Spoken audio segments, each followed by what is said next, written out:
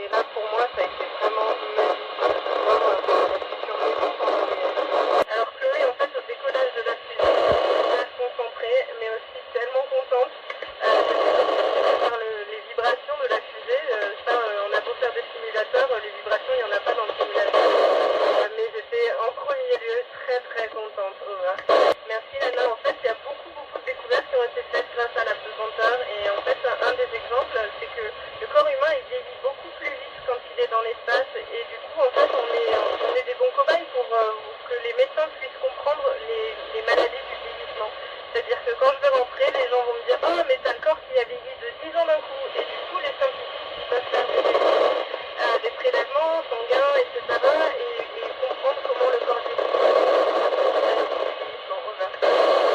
Bien, le fait d'avoir la force de gravité qui n'est pas prépondérante, ça permet de faire apparaître des forces qui sont plus petites en tension et qui sur Terre sont plus difficiles en lumière, et notamment la tension de surface. Et je vous invite à regarder mes réseaux sociaux, je vais très bientôt faire une vidéo sur la tension de surface.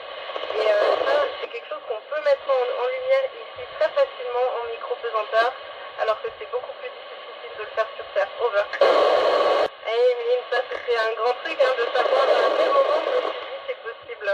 Parce que finalement, un petit peu toute la vie, on se pose la question, est-ce que c'est possible ou est-ce que c'est pas possible? Et les doutes ils sont là en permanence. Pour tout avouer, le vrai déclic, je l'ai quand même eu quand l'ingénierie a décollé et je me suis dit, je vais essayer. Over. Emeline, en fait, j'avais mal entendu la question d'avant et je viens de répondre à cette question. Et du coup, est-ce que Émilie peut reposer sa question? Over. Merci Émilie. J'ai très mal entendu la question et du coup, j'ai sauté directement sur la question suivante. Alors, on a des sorties prévues dans l'espace et ce sera à peu près à l'été. On ne sait pas exactement quand et les équipages ne sont pas encore assignés. Moi, je rêve d'en faire une, donc croise les doigts pour moi, s'il te plaît. Et on a la tâche que installer des génies qui permettront plus tard de déployer des panneaux solaires supplémentaires à bord de cette Over. Alors écoute, moi je dirais jamais non à une mission d'aventure spatiale, ça c'est clair. Par contre, pour Mars, on est pas encore prêt aujourd'hui. Il y a encore trop de risques pour le corps humain. Par exemple, on ne sait pas comment faire pour protéger les astronautes des radiations. Et ça voudrait dire prendre un trop grand risque pour le corps humain avec toutes les maladies qui découleraient avec un excès de radiation. Donc aujourd'hui, on n'est pas prêt. Aujourd'hui, on peut pas envoyer des hommes sur Mars. Mais le jour où on sera prêt, le jour où on aura trouvé des solutions techniques, alors là, oui, je veux y aller. Over. Eh bien, écoute, en fait, on est testé sur plein de choses tous les ans. Par exemple, tous les ans, on a des tests de renforcement musculaire, on a des tests de cardio, on a des tests de souplesse et on a des tests d'équilibre. Donc, en fait, tous les entraînements physiques qui permettent de développer la musculature, le cardio, l'équilibre et la souplesse, et ben tout ça, c'est bienvenu. Over. Écoute, en fait, c'est difficile de répondre à cette question parce que vraiment j'ai tout adoré. Moi j'adore, j'ai adoré depuis la sélection astronaute jusqu'à chaque instant dans ce parcours astronaute. Par contre, c'est vrai qu'il y a un truc qui n'était pas évident, c'est qu'on voyageait beaucoup à l'international avec beaucoup de décalage horaire et parfois il fallait se recaler dessus. Et du coup, quand c'est un décalage horaire jour-nuit à faire et que le dimanche et que le lundi il faut que tout soit prêt, et ben,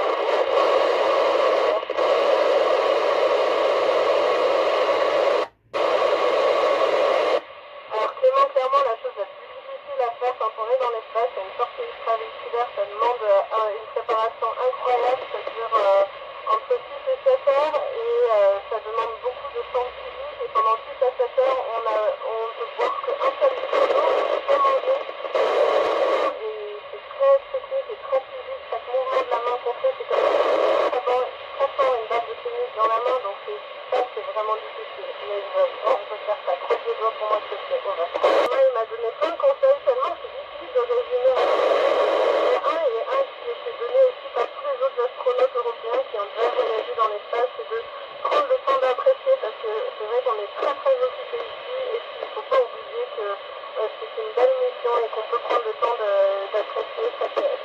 Over.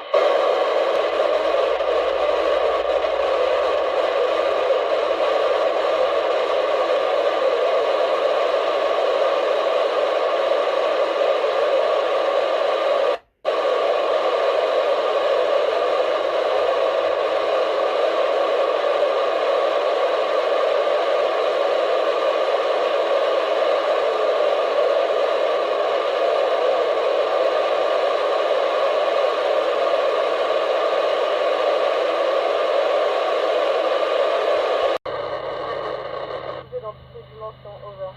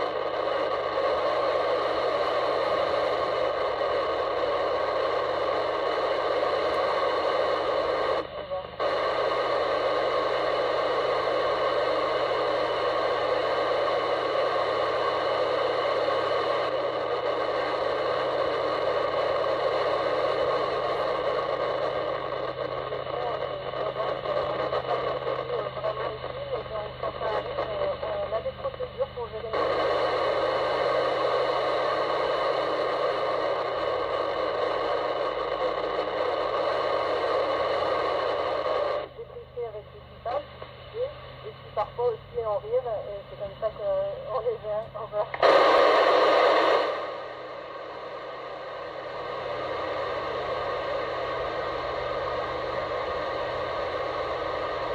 Bonjour Maria-Lisa, écoute, en fait c'est exactement comme sur Terre, chacun est différent et a ses petites recettes. Il y en a qui aiment bien écouter la musique, il y en a qui aiment bien lire, il y en a qui aiment bien appeler des amis ou la famille, et il y en a qui aiment bien faire du sport ou réfléchir comme ça à ce qui se passe.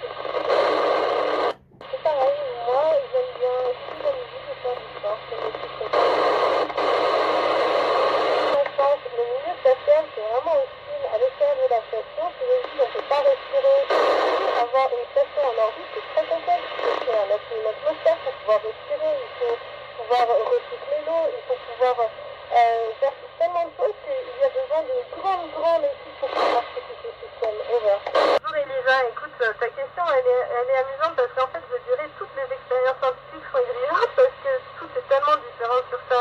Moi je vais te parler d'une que j'ai bien aimée, c'est l'expérience EcoFinder.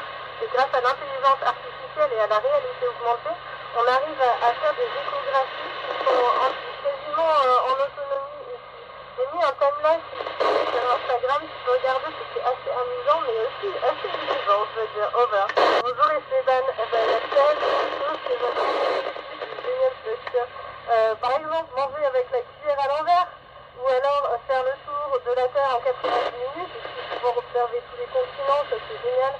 Faire des saltos arrière, j'adore aussi, j'adore emmener des étoiles dans les yeux des enfants en parlant et en racontant ses aventures. Over. Bonjour Julia, alors en fait ce qui est important c'est d'avoir une base de compétences dans le domaine scientifique, un petit peu dans le domaine aventurier, un petit peu dans le domaine de travail en équipe.